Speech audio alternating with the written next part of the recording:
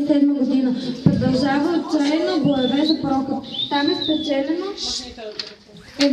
едно от най-важните сражения. Българските опълченци дава своя решителен принос в него. На 10 декември осъденият плевен пада в руски ръце.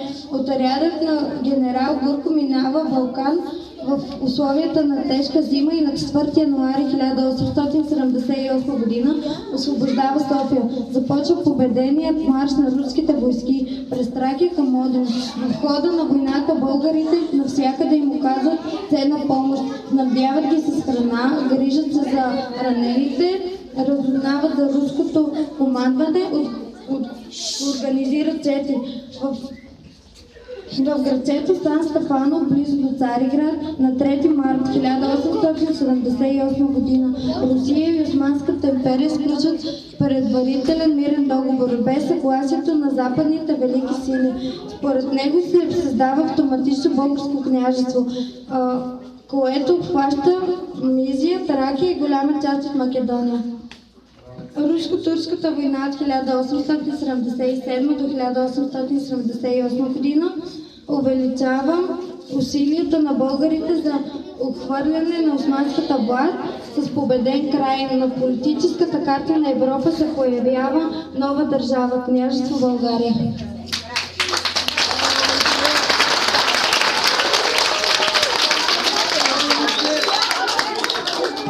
А сега да заповядат от предучилищната група да поздравят всички наши съученици.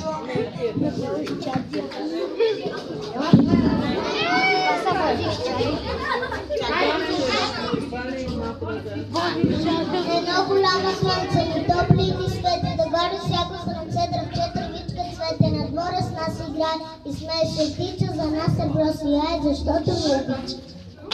Тук няма долу слънце, небето синя лента, светя и поти звънце за нашата родина.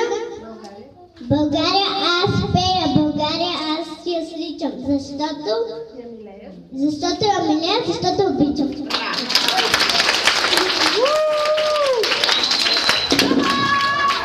А сега следва поздравът ни от първи клас. Моля, първи клас да поведе. Много грозно! Ама види! Ще чуем стихотворението Родина. Високо.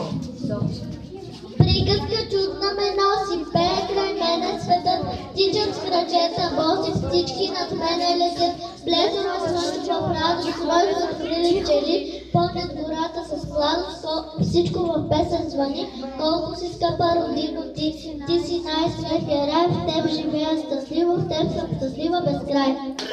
И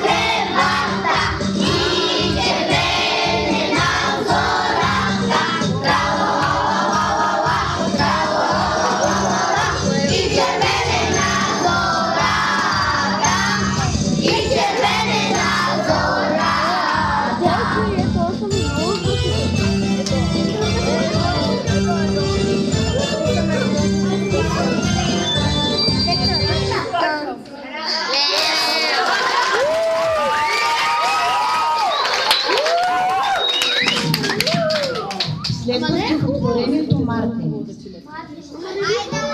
Мартиничо, Гърличо, Чукенци, различи всичко днес направи сам, на кого сега да дам. Маца иска за ушенце, Шаро иска за кръченце, Бочко иска за руксата, Пакака за ръката. Най-красивата остана с двете очици на мама.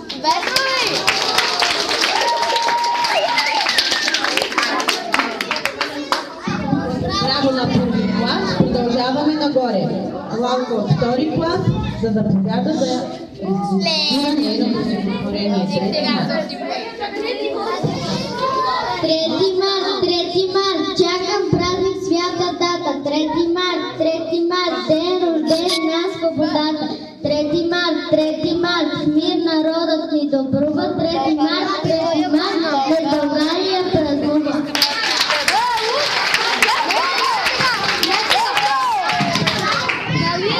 И сега идва ред на нашите ученици от трети клас. Моля да заповядат.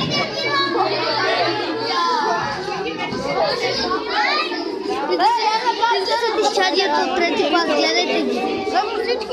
Гледай сега кролките, гледай вода. Направо! Направо всичко!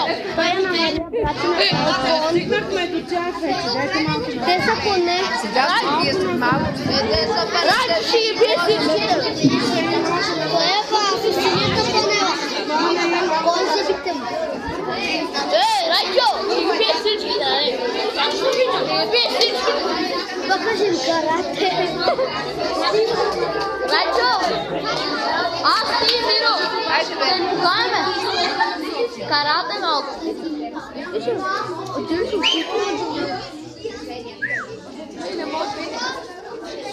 Дайте га, господин Петров! Ето ни учите!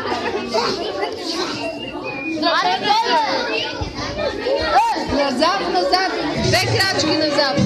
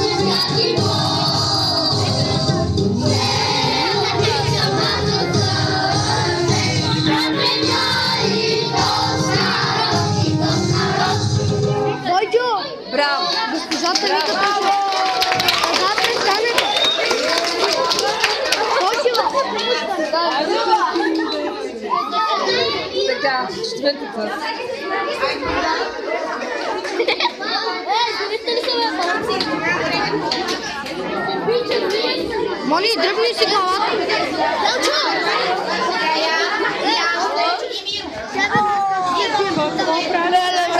Моля, те взема Бойчо. Питат ли ме те зората?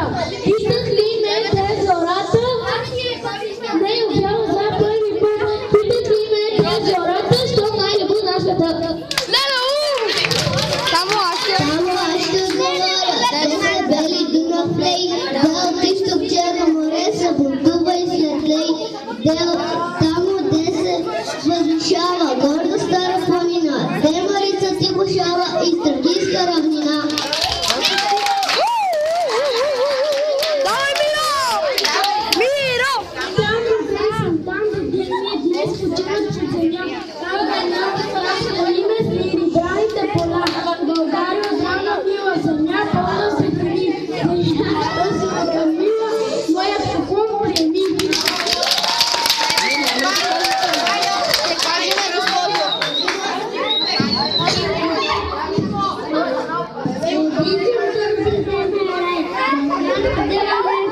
Легенди спомени безкрайни, любе чудно песен.